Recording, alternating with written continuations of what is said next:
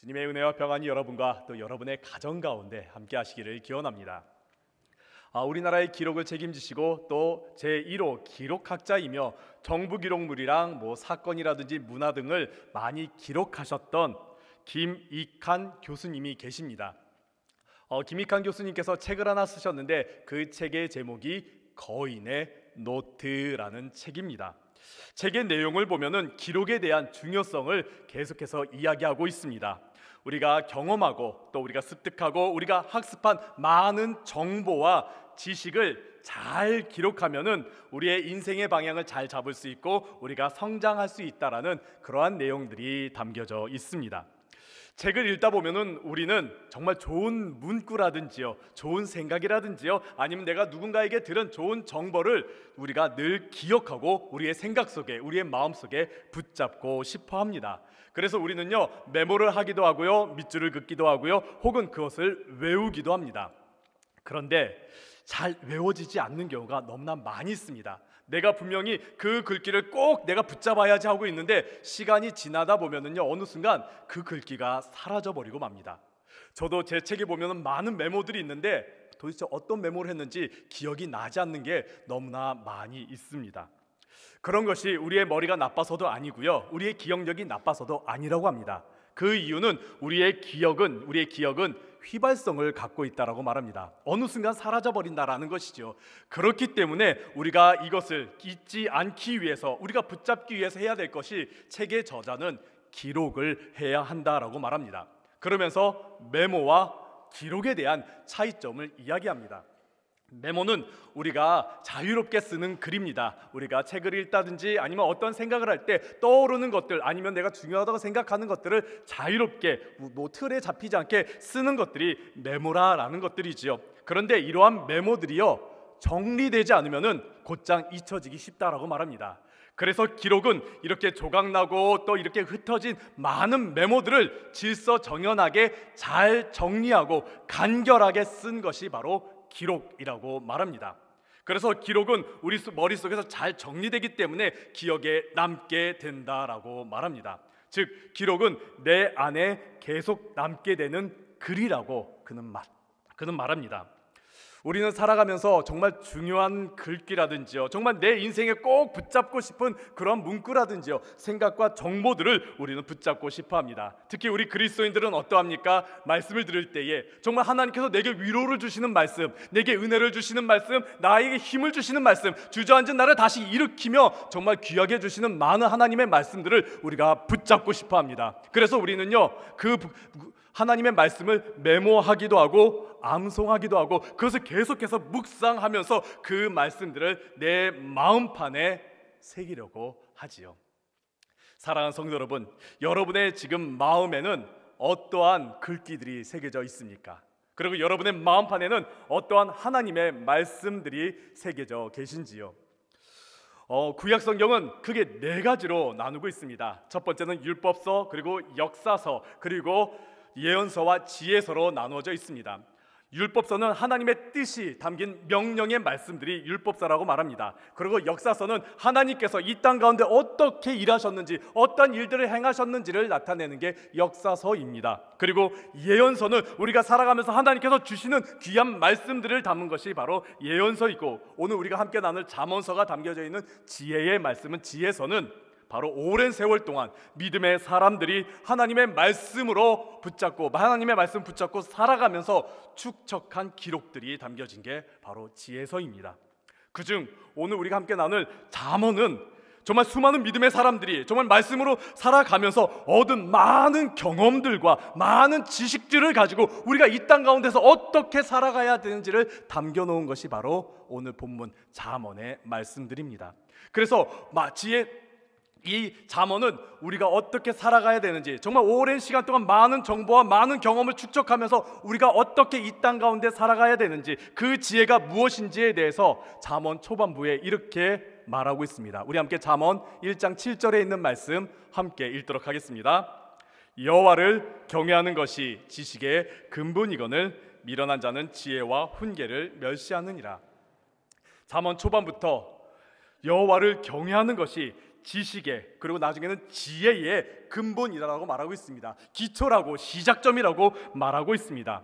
그러한 잠언이 담긴 이 말씀들 중에 오늘 본문 잠언 3장은 잠언 1장부터 9장까지 이어지는 지혜의 말씀의 중요성 중에서 우리가 지혜의 말씀을 순종하면 어떠한 복을 받는지에 대해서 말씀하고 있습니다. 그리고 오늘 함께 나눈 이 본문 3절과 4절은 그 지혜의 말씀을 우리가 순종하기 위해서 어떻게 해야 하는가, 오늘 본문에서는 이렇게 말합니다. 마음판에 새기라 라고 말하고 있습니다. 마음판에 새기라. 여기서 새기라라는 단어는 히브리어로 카타브라는 단어를 사용하고 있습니다. 그 뜻은 쓰다, 새기다, 그리고 기록하다라는 뜻을 담고 있습니다. 성경을 보면 이 단어는 종종 기록하다라는 단어를 사용하는데 어떤 때 사용하느냐? 하나님의 말씀을 우리의 마음판에 적으라, 기록하라라는 그런 말로서 많이 사용되고 있습니다. 대표적인 예가 예레미야서 31장 33절에 있는 말씀입니다. 그러나 그날 후에 내가 이스라엘 집과 맺을 언약은 이러하니 곧 내가 나의 법을 그들의 속에 두며 그들의 마음에 기록하여 나는 그들의 하나님이 되고 그들은 내 백성이 될 것이라 여호와의 말씀이니라. 여기서 기록하다라는 그 단어가 히브리어로 카타브라는 단어를 사용하고 있습니다. 마음 가운데 새기라, 마음 가운데 기록하다라는 그런 말입니다. 그렇다면 하나님께서는 왜 우리의 마음판에다가 기록하라고 말했을까요? 오히려 잘 보이는 우리의 몸에다가 기록하는 게 나을지도 모르는데 왜 하나님은 우리의 마음판에 기록하다라고 말씀하고 계실까요? 기록하는 일을 하는 이들이 있습니다. 서기관들입니다. 서기관들은 기록하는 일을 하는데 그들에게 있어서 중요한 것은 기록과 그 내용의 보존입니다. 특별히 이스라엘 서기관들에게서 가장 중요한 일은 하나님의 말씀을 기록하는 것과 보존하는 그런 일을 담당하고 있었습니다. 근데 그들이 시간이 지나면서 문제가 생겼습니다. 서기관들은 글자를 알기 때문에 그들은 많은 정보를 그들이 가지고 있었고 결국에는 그 정보를 가지고 통제하는 그런 오류를 범하게 되었습니다.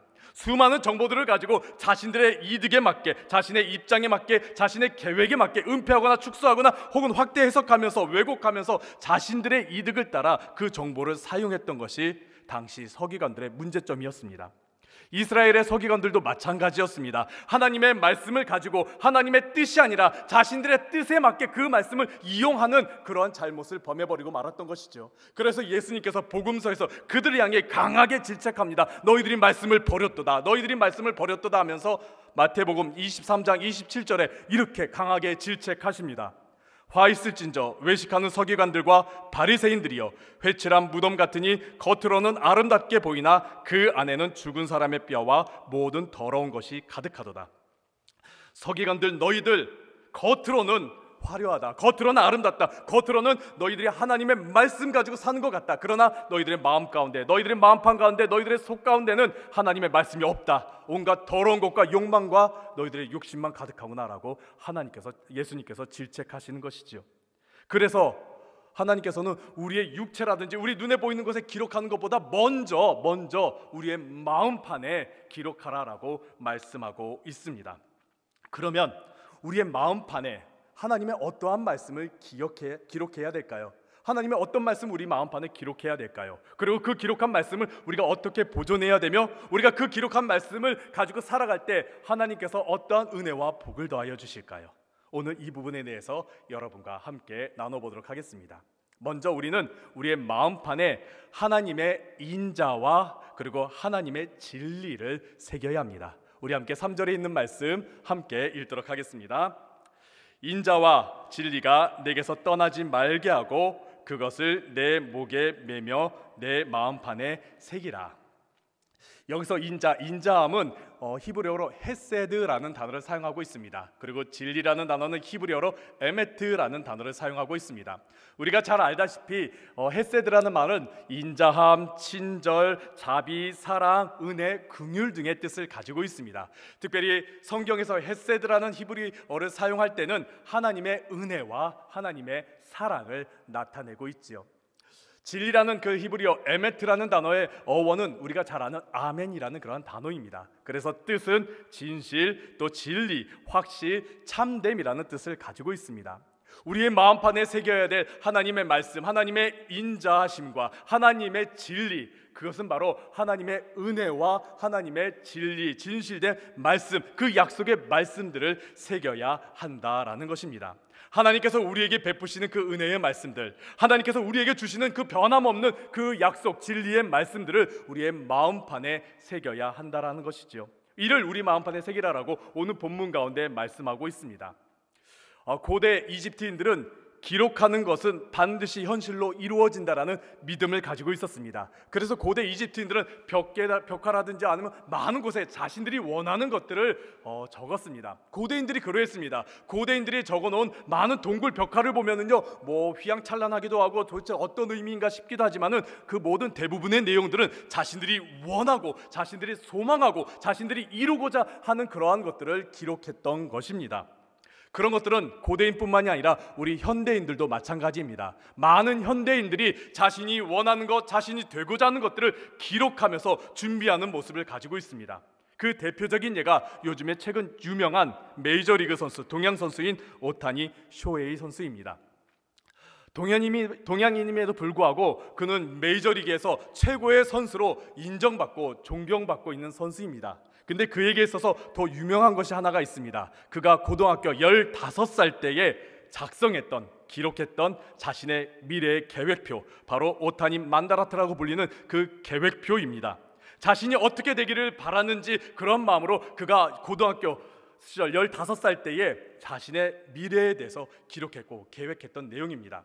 가운데 보면 어떤 내용이 담겨져 있냐면요, 8개 구단, 일본의 8개 구단에 제1순위로 드래프트 되겠다, 내가 선발되겠다, 가장 먼저 내가 선발되겠다라는 그런 꿈을 안고서, 그러면은 내가 어떻게 해야 되는가? 내가 실력이 있어야 되구나, 내가 인성이 있어야 되구나, 내가 멘탈이 강해야 되구나, 내가 건강해야 되구나라는 그러한 것들을 이제 선별하게 됩니다. 그러면 그러기 위해서는 내가 어떻게 해야 되지? 내가 실력이 있으려면 내가 무엇을 준비해야 되지? 내가 인성이 좋으려면 내가 어떤 것들을 해야 되는지에 대해서 그렇게 써 나가는 것들이 만다라트라고 불리는 계획표입니다. 여기에 보면 운이라는 부분도 있는데요, 그 운이라는 부분을 자세히 보면은요, 자신이 1순위로 드래프트 되기 위해서는 아무리 실력이 좋고 아무리 능력이 좋아도 운이 따라야 된다라는데, 그가 생각했던 운은 이겁니다. 인사 잘하기, 쓰레기 줍기, 청소하기. 그렇게 선한 일을 하다 보면은 자신에게 운이 따른다라는 그런 마음으로 그가 지금도 쓰레기 줍고 있고요, 지금도 인사 잘하고 있습니다. 그가 세운 이 기록을요, 그는 그대로 행하면서 살아가서 지금 메이저리그의 최고의 선수가 된 것이지요. 이렇듯 우리는 바라는 것들을 기록하고 있습니다. 내가 원하는 것들을 기록하며 살아가고 있습니다. 그렇다면 우리 그리스도인들은 이 마음판에 하나님의 말씀을 기록하는 이유가 무엇일까요? 도대체 어떤 것이 이루어지기를 바라기 때문에 우리가 기록하는 것일까요? 바로 하나님께서 우리에게 주신 그 약속의 말씀들, 하나님께서 우리에게 주신 그 은혜의 말씀들이 나의 삶 가운데 이루어지기를 바라며 우리는 마음판에 그 하나님의 말씀들을 새기는 것일 것입니다. 하나님께서 우리에게 주신 그 은혜의 말씀, 하나님께서 우리에게 주신 그 진리의 말씀, 그 약속의 말씀들이 우리의 삶 가운데 이루어지기를 바라며 우리는 마음판 가운데 하나님의 인자와 진리의 말씀을 새긴다라는 것이죠. 여러분들의 지금 마음판에는 어떤 하나님의 말씀들이 새겨져 있습니까? 여러분들이 새겨진 그 하나님의 말씀이 반드시 이루어질 줄로 믿습니다. 하나님께서 우리 가운데 역사하셔서 그 말씀들이 우리의 삶 가운데 반드시 이루어질 줄로 믿습니다. 그 믿음으로 여러분들 하나님의 말씀을 마음판 가운데 새기시기를 간절히 바랍니다. 그렇다면 우리가 이렇게 마음판에 하나님의 말씀들을 새겼다면 어떻게 간직하며 살아가야 될까요? 두 번째입니다. 하나님의 말씀을 가까이 해야 합니다. 우리 3절 후반절의 중반부부터 말씀을 보면은요, 이렇게 말합니다. 내게서 떠나지 말게 하고 그것을 내 목에 매며라고 말하고 있습니다. 인자와 진리의 말씀을 내게서 떠나지 말게 하고 그것을 내 목에 매라고 말씀하고 있습니다. 이것이 어떤 의미를 가지고 있을까요? 우리 인간은요, 성경을 보면 자꾸 하나님으로부터 떠나는 그런 모습들을 많이 보게 됩니다. 태초에 인간이 하나님으로부터 떠나고 숨는 모습으로부터 시작해갖고 자꾸 우리는 하나님으로부터 떠나는 모습들을 보게 됩니다. 근데 흥미로운 것은 하나님은 자꾸 우리를 찾아오셔요. 우리는 자꾸 떠나가는데 하나님은 자꾸 우리를 찾아오셔서 우리를 회복하시는 모습들이 성경 곳곳에 많이 남겨져 있습니다. 하도 떠나다 보니까 하나님께서 어떻게 하셨습니까? 직접 이 땅에 인간의 몸으로 내려오셨지요. 이렇듯 우리 인간은 자꾸 하나님으로부터 떠나려는 그런 모습들, 그런 죄된 모습이 우리 안에 담겨져 있습니다. 근데 우리가 왜 자꾸 이렇게 떠나게 되는 이유가 무엇일까요? 그것은 우리가 하나님을 가까이 하기보다 다른 것들을 가까이 할 때 이러한 일들이 일어나는 것을 보게 됩니다. 아담과 하와가 선악과를 먹기 전에 어떠한 일이 벌어졌습니까? 사탄 그 뱀이 다가왔습니다. 가까이 온 것을 우리가 보게 됩니다. 가인이 아벨을 죽이기 전에 어떠한 일이 벌어졌습니까? 죄가 그의 문 앞에, 그의 바로 앞에 도사리고 있었습니다. 성경의 많은 죄들을 보면은 그들은 하나님을 가까이 하기보다는 다른 것들, 하나님 외에 다른 것들을 가까이 했습니다. 욕망을, 그들의 욕심을, 그들의 원하는 것들을 가까이 하다 보니까 하나님으로부터 멀어지는, 떠나는 그런 현상들이 나타나게 된 것이죠. 그래서 하나님께서 계속해서 반복적으로 말씀하신 것들이 하나님 곁에 있어라, 하나님 가까이 있어라 라는 말씀들을 우리에게 자주 주시는 것입니다. 그러면서 이어서 말씀하는 것이 내 목의 매며입니다. 내 목의 매며. 어떤 의미일까요? 이것이 우리 신명기 6장 8절과 9절에 조금 더 자세하게 나타나 있는데, 우리 함께 신명기 6장 8절과 9절에 있는 말씀을 함께 읽어보도록 하겠습니다. 너는 또 그것을 내 손목에 매어 기호를 삼으며 내 미간에 붙여 표로 삼고 또 내 집 문설주와 바깥문에 기록할지니라. 너의 손목에 하나님의 말씀을 기호로 삼아라. 또 너의 이마에도 그것을 만들어서 붙여라. 그리고 너가 보이는 집 문설주, 바깥문, 너가 보이는 곳곳에다가 하나님의 말씀을 두어라 라고 말씀하고 있습니다. 그것은 무슨 의미일까요? 하나님의 말씀을 가까이 두고 늘 보라는 것이지요. 우리 동양에는 좌우명이라는 그런 말이 있습니다. 좌우명의 한자를 보면은요, 자리 좌자, 오른쪽 우자, 새길 명자를 사용하고 있습니다. 이것을 그냥 그대로, 글자 그대로 해석하면 오른쪽 자리에 새겨진 말입니다. 근데 이 말의 뜻이 무엇입니까? 내 곁에 두는 정말 중요한 말, 내가 늘 가까이 두는 말이라는 것이지요. 정말 나에게 가르침을 주고 나에게 정말 중요한 말, 중요한 말을 내 곁에 둔다라는 것이 바로 좌우명이라는 것이지요. 그렇듯 좌우명을 우리 가까이 두는데 왜 그렇습니까? 그 말이, 그 좌우명이 나의 인생을 붙잡아 주기 때문입니다. 나의 인생을 흔들리지 않게 굳건하게 붙잡아 주기 때문이죠. 그 좌우명이 내가 정말 힘들고 어려울 때 나를 일으켜 주기 때문입니다. 우리의 마음판에 새기고 그 말씀을 우리 가까이에 두라는 것이 바로 좌우명과 비슷한 의미를 가지고 있습니다. 하나님의 말씀을 늘 가까이 두고 그것을 보면서 좌우명과 같이 우리를 삼고 살으라라는 것이죠. 왜요? 그 말씀이 나를 붙잡아 주기 때문입니다. 그 말씀이 나를 인도하기 때문입니다. 그 말씀이 나를 흔들리지 않게, 좌로나 우로나 치우치지 않고 흔들리지 않게 굳건하게 나를 붙잡아 주기 때문에 하나님의 말씀을 가까이 두라는 것입니다. 멀리 떠나지 말고 내 눈앞에, 내 가까이에 늘 두면서, 좌우명과 같이 가까이에 두면서 늘 바라보면서 그 말씀을 붙잡고 살으라 라고 말합니다. 왜 그렇습니까? 그 말에 어떠한 능력이 있기 때문입니까? 빛의 능력과 생명의 능력이 있기 때문이죠. 시편 119편 105절에 이렇게 말합니다. 주의 말씀은 내 발의 등이요 내 길의 빛이니이다 말합니다. 하나님의 말씀이 내 인생길에 빛이기 때문에 그 말씀 늘 바라보고 살아갈 때에 우리는 어둠 가운데 헤매는 것이 아니라 우리는 바로 걸어갈 수가 있다라는 것이죠. 그러한 의미를 담아가지고 잠언에서 6장 21절부터 23절에 우리에게 이렇게 말합니다. 우리 함께 잠언 6장 21절부터 23절까지 있는 말씀 함께 읽겠습니다. 그것을 항상 내 마음에 새기며 내 목에 매라. 그것이 내가 다닐 때에 너를 인도하며 내가 잘 때에 너를 보호하며 내가 깰 때에 너와 더불어 말하리니 대저 명령은 등불이요 법은 빛이요 훈계의 책망은 곧 생명의 길이라. 하나님의 말씀을 우리가 마음에 새기고 우리가 목에 매는 것, 그것이 무엇이냐면 하나님의 말씀을 가까이 두는 것이 어떤 능력이냐면 우리가 인생길을 다닐 때 나를 인도해주고, 내가 잘 때, 내가 무방비할 때, 내가 아무것도 할 수 없을 때에 나를 보호해주며, 내가 깨고 내가 살아갈 때 나를 인도해주고 도움을 주기 때문이다라는 것이죠. 그렇게 살아가는 성도 여러분, 하나님의 말씀을, 하나님께서 우리의 마음판에 새겨주신 그 말씀을 늘 가까이 두고 늘 묵상하며 살아가시는 여러분들 되시기를 간절히 바랍니다. 그럴 때에 하나님께서 우리에게 어떤 복을 주시냐? 세 번째입니다. 하나님과 사람 앞에서 칭찬받고 은혜받게 하여 주십니다. 우리 4절에 있는 말씀 함께 읽어보도록 하겠습니다. 그리하면 내가 하나님과 사람 앞에서 은총과 귀중히 여김을 받으리라. 우리 함께 다시 한 번 더 읽어볼까요? 그리하면 내가 하나님과 사람 앞에서 은총과 귀중히 여김을 받으리라. 우리가 하나님의 말씀을 내 마음판에 잘 새기고 또 그 말씀을 늘 붙잡고 가까이 하며 살아갈 때에 하나님께서 우리에게 주시는 복과 은혜가 무엇이냐? 하나님과 사람 앞에서 은혜와 또 칭찬을 받게 해주신다라고 말씀해 주십니다.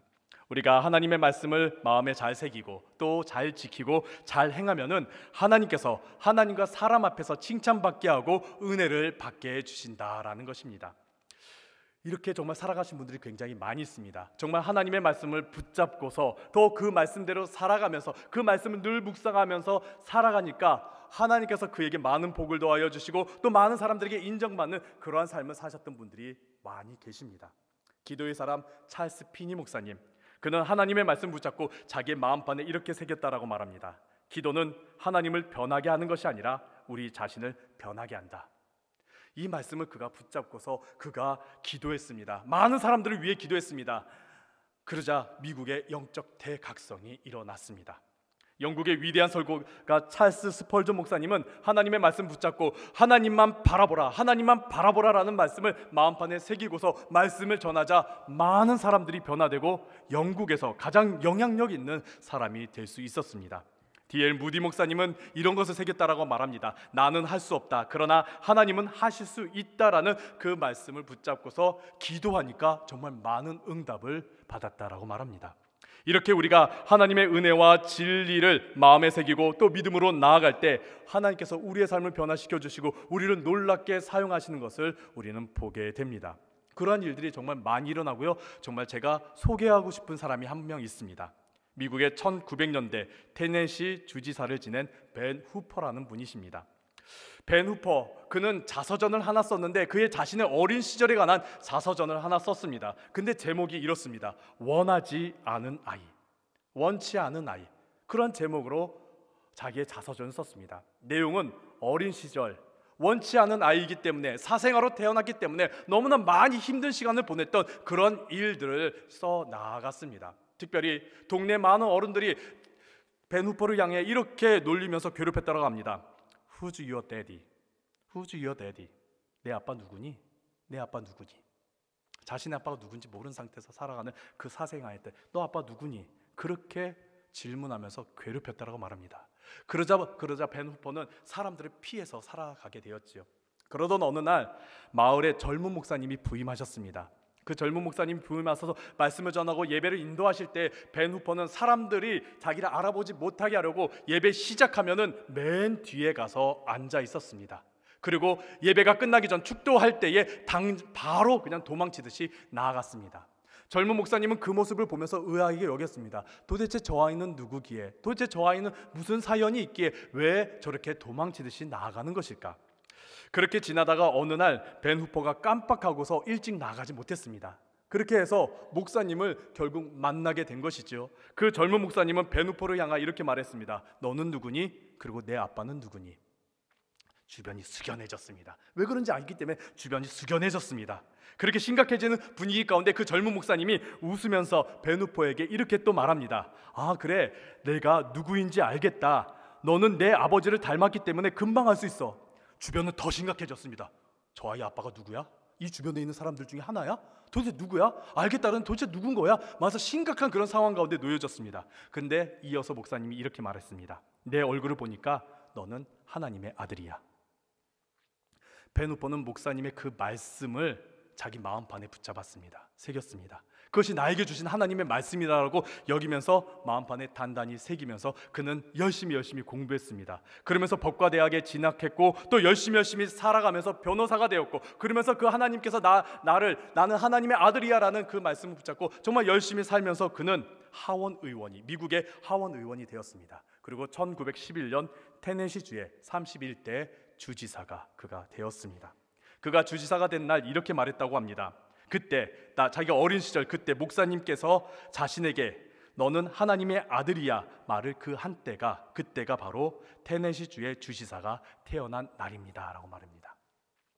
아무도 원치 않은 아이라고 불렸던 그 자신이 하나님의 그 말씀을 붙잡고 변화되면서 모든 이들에게 사랑받고 존경받는 하나님의 자녀가 되었습니다.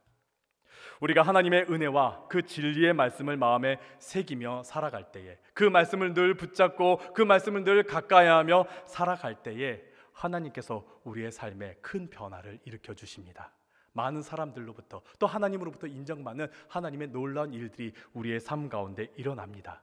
그렇게 살아가는 성도 여러분, 하나님의 말씀을 마음판에 꼭 새기시기 바랍니다. 그리고 그 말씀을 꼭 가까이 하시기 바랍니다. 그 말씀을 늘 붙잡고 살아가시기를 바랍니다. 그리고 우리가 여기에서 한 가지 더 기억해야 될 것이 있습니다. 우리가 하나님의 말씀을 마음판에 새기기 전에 하나님이 먼저 그의 손바닥에 우리의 이름을 새기셨다라는 것, 우리가 이것을 먼저 기억했으면 좋겠습니다. 내가 마음판에 새기기 전에 하나님께서 먼저 우리를 새기셨다라는 것, 기록하셨다라는 것이죠. 우리 함께 이사야 49장 15절에서부터 16절까지 있는 말씀을 함께 읽도록 하겠습니다. 이사야 49장 15절에서부터 16절입니다. 여인이 어찌 그 젖 먹는 자식을 잊겠으며 자기 태에서 난 아들을 긍휼히 여기지 않겠느냐. 그들은 혹시 잊을지라도 나는 너를 잊지 아니할 것이라. 내가 너를 내 손바닥에 새겼고 너의 성벽이 항상 내 앞에 있나니. 하나님께서는 우리를 너무나 사랑하시고 또 우리를 잊지 않으시려고 우리를 늘 우리와 함께 하시고자 우리를 하나님의 손바닥, 하나님의 그 손바닥에 직접 새기셨다라고 말씀하십니다. 그리고 그것이 예수님께서 이 땅에 오셔서 십자가로 자신의 몸에 새기심을 여러분들 믿으시기를 간절히 바랍니다. 그래서 십자가 안에 무엇이 담겨 있습니까? 우리를 향한 하나님의 사랑이 담겨 있습니다. 우리를 향한 하나님의 은혜가 담겨 있습니다. 우리를 구원하시고자 하는 하나님의 계획이 담겨져 있지요. 우리가 그것을 꼭 기억하시면서 하나님께서 먼저 자신의 몸에 우리를 새기셨음을 기억하시면서 우리도 하나님의 말씀을 내 마음판에 새기시는 여러분들 되시길 간절히 바랍니다. 하나님의 말씀을 새기시기를, 또 하나님의 사랑을 새기시기를, 또 은혜를, 예수 그리스도의 그 흔적을 새기는 여러분들 되시기를 간절히 바랍니다.